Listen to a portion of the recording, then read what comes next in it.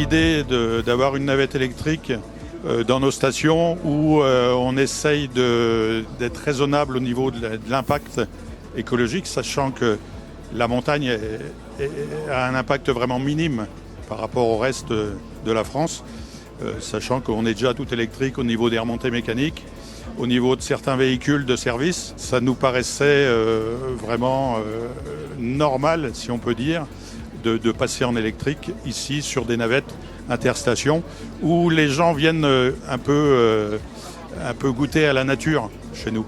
Donc c'est quand même la moindre des choses de rouler en électrique. En premier retour, donc confort sonore, pas de bruit moteur, écologique forcément, et puis conduite fluide, très agréable à conduire. Du coup, moi c'est un confort en fin de journée en fait, je le ressens complètement. Sur ce petit bus, on a un moteur électrique, complètement électrique, avec un système de batterie. On est sur du 250 kW de puissance.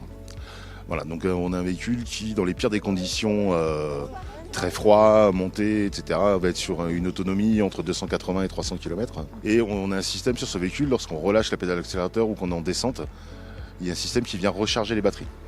Voilà, si je prends l'exemple du trajet qu'on vient de faire, on est parti de la Toussuire tout à l'heure, on était chargé à 51%, pour arriver au Corbier qui est un peu plus bas, où on est arrivé chargé à 52%. Entre l'envie et puis pouvoir réaliser ces envies, c'est aussi grâce aux transporteurs avec qui on travaille en étroite collaboration, qui nous a proposé, quand il nous a proposé cette possibilité de rouler en électrique, on a dit oui tout de suite.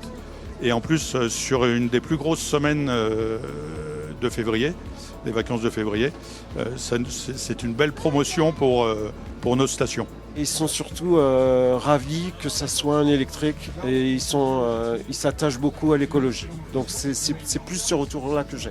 On l'attendait depuis un moment de le voir. Il y avait déjà eu une expérimentation l'an dernier sur Saint-François-Longchamp.